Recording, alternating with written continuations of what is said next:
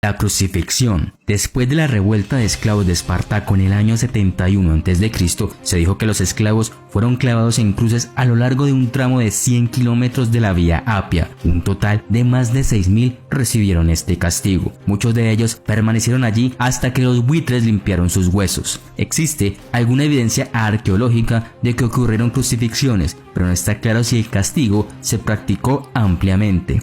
Roma reservaba la crucifixión principalmente para delitos contra el Estado, una forma de escarmiento publicitario contra agitadores y rebeldes, que de esta forma nadie desafiaría la autoridad y la población seguiría bajo control. La crucifixión se consideraba como una forma de castigo tan humillante que si era ciudadano romano, por supuesto, no podría ser crucificado, sin importar el delito. Por lo general, era la ejecución de elección para esclavos y personas consideradas por debajo de la dignidad de la ciudadanía romana. Era una forma de castigo público y esto enviaba un mensaje muy poderoso a todos los demás. Quizás fue la forma más insoportable de pena capital que conocemos.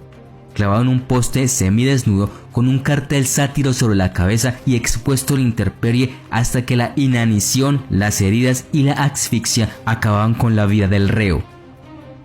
Los pies eran clavados directamente a través de los tobillos hasta el poste inferior de la cruz. Las manos o los brazos solo eran atados. En ocasiones, la víctima podría tardar varios días en morir mientras sufría dolores, calambres, sensación de asfixia y en ocasiones ataques de animales. Al final, en horas o en días, el deceso llegaba en forma de paro cardíaco o tromboembolismo pulmonar. La imagen icónica de la cruz cristiana tiende a presentar un haz vertical central atravesado por un haz perpendicular, pero las cruces reales que los romanos usaron para las ejecuciones probablemente tomaron una forma diferente. La cruz Tau, llamada así por su parecido con la letra griega, ha sido adoptada con el tiempo por varias órdenes y sectas cristianas y probablemente tenga un parecido más fuerte con el objeto sobre el cual Jesús murió que aquellas cruces más comúnmente representadas en el arte cristiano. Poena culei. Esta forma de castigo estuvo vigente durante siglos para finiquitar a los parricidas, esos malvados sujetos que atentan contra la vida de sus progenitores. El parricidio era un crimen tan horripilante que se pensaba que nadie podría cometer algo tan perverso, por lo que ni siquiera había legislación al respecto. El castigo consistía en lanzar al condenado desnudo al mar o a un río metido en un saco de cuero con una víbora, de la que se creía que era un animal parricida, un mono, la caricatura del hombre, un gallo y un perro, y luego cocidos en el interior de un culeum. Al reo se le cubría la cabeza con un gorro de piel de lobo y se calzaba con zapatos hechos de madera para que no pudiera defenderse. El camino desde la ciudad al río o al océano podía durar minutos o incluso horas. Estar atrapado con animales desesperados por huir era un auténtico suplicio para el condenado y para los animales también. Se daba este castigo por la creencia de que el agua tenía una cualidad purificadora, además de que el parricida había que privarle de una sepultura digna. Los animales desempeñaban una doble tarea: por un lado, molestar al reo mientras estuviera vivo, y después fundir sus restos hasta que fuera imposible distinguir al animal del hombre. Decimación. Este castigo solo era aplicado en las legiones romanas, cuando compañías enteras se retiraban ante el enemigo y abandonaban su puesto por cobardía. En lugar de castigarlos a todos, se empleaba otro recurso más terrorífico. Este castigo implicaba dividir una cohorte romana entera, aproximadamente 480 soldados, para la pena capital por lotería. La cohorte condenada a ser diezmada se dividía en grupos de 10. Cada hombre tenía que sacar un objeto. Esto podría haber sido pajas o piedras blancas o negras. El soldado con la piedra negra sería así ejecutado por sus compañeros de armas restantes, ya sea por lapidación o golpes. Después de que una cohorte era literalmente diezmada, los comandantes ordenaban que los soldados delincuentes restantes fueran alimentados con cebada en lugar de trigo y forzados a hacer cuartos fuera de los muros del campamento del ejército. Debido a que el castigo era estrictamente por sorteo, todos los soldados en una cohorte eran potencialmente responsables de la ejecución, independientemente de la culpa real, rango, inocencia o registro de servicio. Aunque la decimación se usó en pequeñas medidas y solo bajo circunstancias extremas, se desconoce cuán frecuente y común fue realmente la práctica.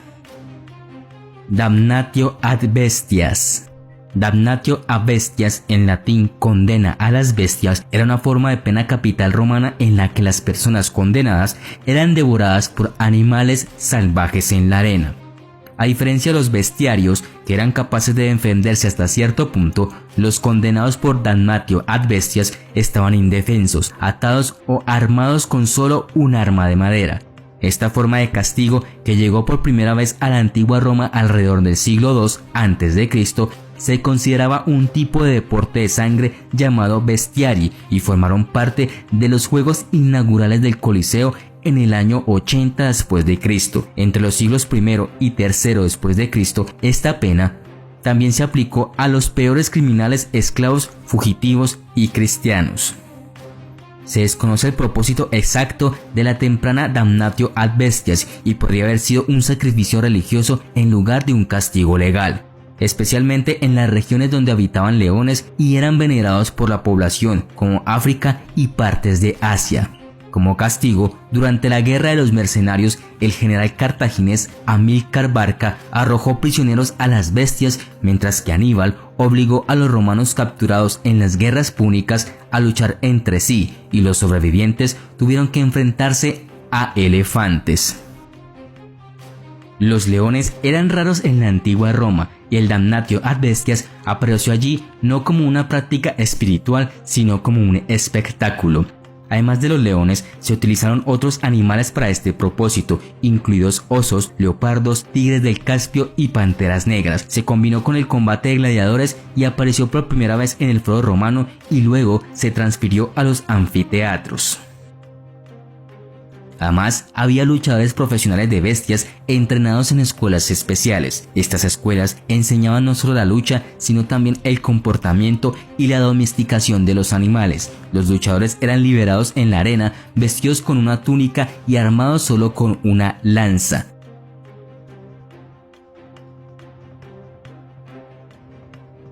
Enterrados vivos.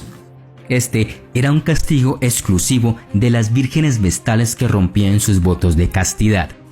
Como su nombre lo indica, la virginidad era parte integral de su identidad. Si bien el sexo extramarital estaba mal visto en Roma, aquellos que lo practicaban solían enfrentar un destino no peor que la confiscación de bienes. Para las vírgenes vestales, sin embargo, era un asunto mucho más serio. Fueron consideradas hijas del Estado y tener relaciones con cualquiera era equivalente a traición. El castigo original, supuestamente, era azotar o lapidar a la parte culpable, pero Tarquinius Priscus, el quinto rey de Roma, ideó un castigo aún más cruel. A nadie se le permitía derramar la sangre de una virgen vestal, por lo que para resolver este problema se decidió que una virgen vestal culpable debía ser enterrada viva. Sin embargo, esto condujo a otro problema, ya que técnicamente no se permitían entierros dentro de la ciudad de Roma. La solución: dele a la mujer condenada suficiente comida para mantenerla viva durante unos días para que su tumba pueda llamarse una habitación. De esta manera, la Virgen Vestal no fue enterrada viva, sino que simplemente fue enviada a una habitación con algunas provisiones donde moriría de muerte natural. La sombría procesión a esa supuesta habitación comenzaba cuando la despojaban de sus vitae y otras insignias, luego la llevaban a un terreno llamado Campus Sceleratus, justo dentro de las murallas de la ciudad, cerca de la puerta de Colline. Allí se había preparado previamente una pequeña bóveda subterránea que contenían un sofá, una lámpara y una mesa con un poco de comida. El Pontifex Maximus, después de levantar las manos al cielo y pronunciar una oración secreta, abría la litera, la bajaban por una escalera que luego era retirada y procedían a taponar la entrada. Según los informes, este castigo extraordinariamente sádico se llevó a cabo solo en algunas ocasiones y también hubo un par de escapes afortunados. En los más de 1000 años que el templo de Vesta estuvo activo en el foro romano, solo un puñado de vestales fueron ejecutadas de esta manera.